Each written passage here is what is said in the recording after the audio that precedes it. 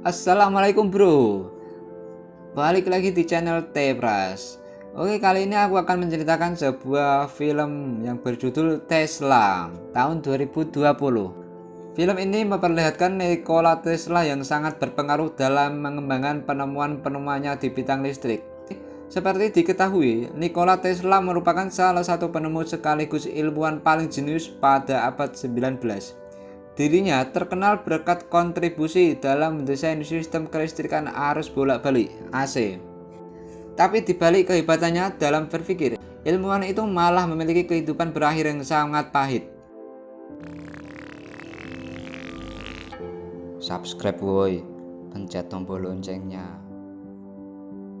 Film diawali memperlihatkan wanita muda yang bernama Anne Morgan. Saat itu dia sedang menceritakan kisah teman hebatnya yang bernama Nikola Tesla. Dia menceritakan kisah Tesla yang berbanding terbalik dengan kisah sejarah Tesla versi sekarang. Nikola Tesla lahir 10 Juli tahun 1856 di desa kecil Likas Milian, Kroasia. Ayahnya adalah seorang pendeta, sedangkan ibunya adalah ibu rumah tangga. Tesla mengaku kemampuannya berpikir menurun dari ibunya. Tesla mulai tertarik dengan kelistrikan ketika sekolah saat profesor menunjukkan penggunaan listrik. Saat itu, dia menganggap listrik adalah fenomena misterius dan mengagumkan. Saat berumur 26 tahun, Tesla pindah ke Hungaria untuk bekerja di perusahaan telegraf. Di sana dia bekerja dengan temannya bernama Zigeti. Setahun kemudian, dia pindah lagi ke Prancis dan bekerja di anak perusahaan Thomas Edison. Sebelumnya, Edison dianggap sebagai investor paling penting sepanjang sejarah Amerika. Selain bohlam lampu, Edison juga memiliki perusahaan kelistrikan yang cukup besar. Pencapaian luar biasa di bidang teknologi terkenal sampai ke seluruh Eropa. Tesla yang saat itu masih muda merasa kagum atas pencapaian Edison. Di anak perusahaannya Edison, Tesla mendapatkan pekerjaan untuk mendesain dan memperbaiki kinerja alat-alat listrik. Karena kerjaan Tesla yang bagus, membuat dia direkomendasikan untuk bekerja langsung dengan Edison. Pada tahun 1884, Tesla merantau lagi ke Amerika dan bekerja dengan Edison.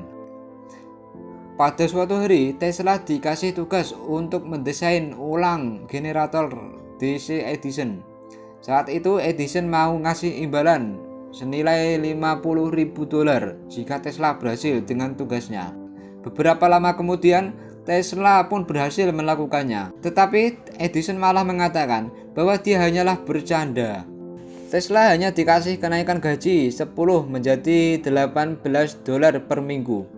Merasa dipermainkan dan tak dihargai, dia pun kecewa dan memutuskan keluar dari perusahaan Edison. Setelah meninggalkan perusahaan Edison, Tesla bekerja sama dengan dua perusahaan tahun 1886. Mereka bersedia membiayai perusahaan penerangan listrik AC-nya dengan nama Tesla Electric Light and Manufacturing. Akhirnya paten pertama dikeluarkan untuk Tesla di Amerika. Akan tetapi, dua orang itu menipunya. Seketika Tesla kehilangan hak patennya dan berakibat para investor menarik kembali uang mereka. Tesla kemudian jatuh miskin dan dililit hutang. Dia terpaksa kerja menjadi kuli dengan bayaran $2 per hari. Beruntungnya, Tesla dikenalkan oleh mandornya kepada Albert Boron dan Carlos Pick. Mereka adalah orang yang sangat berpengalaman dalam membuat perusahaan dan mempromosikan penemuan dan hak patennya sekaligus. Brown dan Peck sepakat mendukung Tesla dari segi keuangan dan mengatur hak patennya. Mereka bertiga kemudian mendirikan Tesla Electric Company dengan pembagian cuan 1/3 buat Tesla, 1/3 buat Brown dan Peck, dan 1/3 buat dana untuk pengembangan. Mereka juga membangun laboratorium untuk Tesla di Manhattan. Di sana, Tesla bertekad mengembangkan motor listrik AC-nya yang sudah diimpikan sejak lama. Akhir tahun 1887, Brown dan Peck menyadari bahwa Tesla telah menemukan motor AC yang luar biasa. Mereka kemudian mendorong Tesla untuk segera mematenkannya.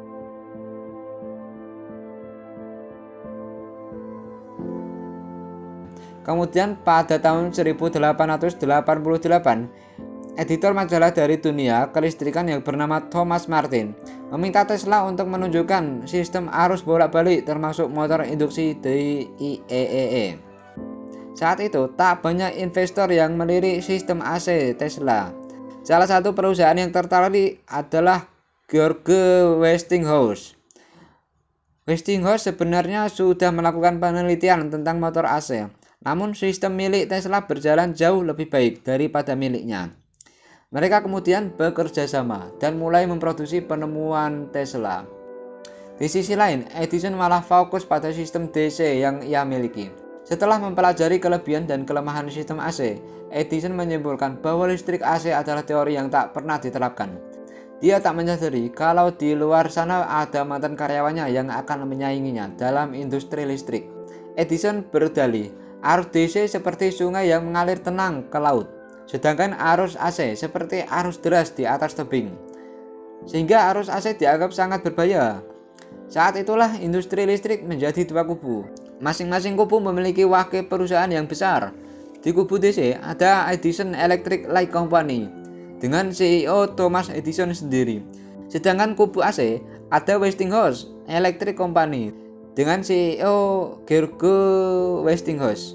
Terlihat kedua kubu bersaing secara bisnis hingga melakukan debat publik untuk menunjukkan semua orang bahwa sistemnya lebih baik. Akan tetapi, kemajuan pesat sistem arus AC membuat kubu DC panik kebakaran jenggot. Mereka pun melakukan berbagai cara untuk menjatuhkan kubu AC. Beberapa kelompok kubu DC bahkan bereksperimen menyetrum anjing sampai mati menggunakan arus AC untuk menunjukkan semua orang bahwa sistem arus AC sangat berbahaya. Tetapi Tesla rupanya telah mengantisipasi hal itu dengan terus memperbaiki sistemnya. Untuk meyakinkan ke semua orang, saat itu Tesla berdiri di atas panggung dan mengaliri listrik AC ke tubuhnya dengan menggunakan sebuah lampu. Pernyataan kubu DC pun tak terbukti yang menjelekkan kubu AC.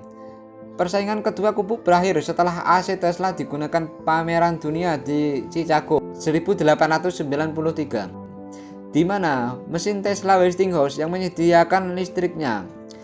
Akhirnya Edison kalah dan keluar dari perusahaannya sendiri. Edison juga mengaku bahwa salah dalam pola pikirnya tentang arus AC.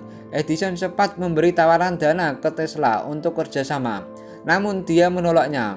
Setelah peristiwa itu, Westinghouse memenangkan proyek pembangkit listrik yang memanfaatkan air terjun Niagara. Westinghouse dan Tesla kemudian membangun PLTA besar bertenaga air pertama di dunia. Pada saat itu belum ada teknologi yang sanggup memanfaatkan energi sebesar itu. Berkat mereka berdua, energi air terjun yang sangat besar itu bisa dikonversi menjadi listrik dan ditransmisikan jarak jauh sampai menerangi seluruh kota New York, yang jelas menggunakan sistem AC.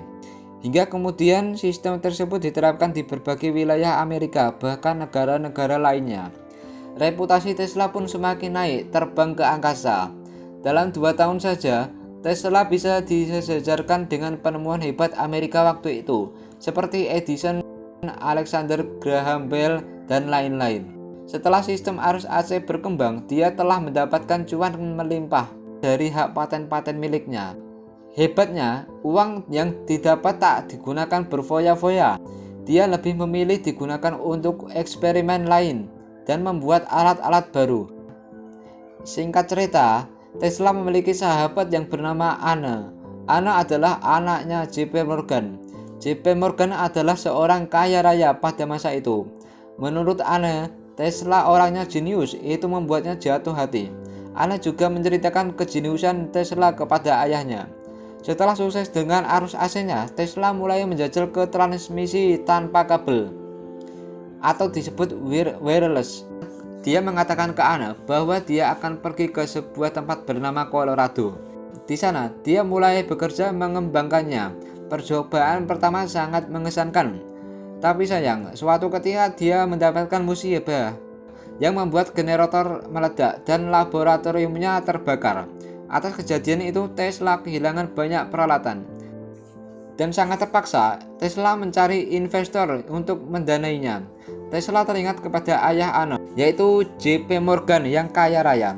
JP Morgan juga menyetujui untuk menginvestasikan uangnya sebesar 100.000 dolar.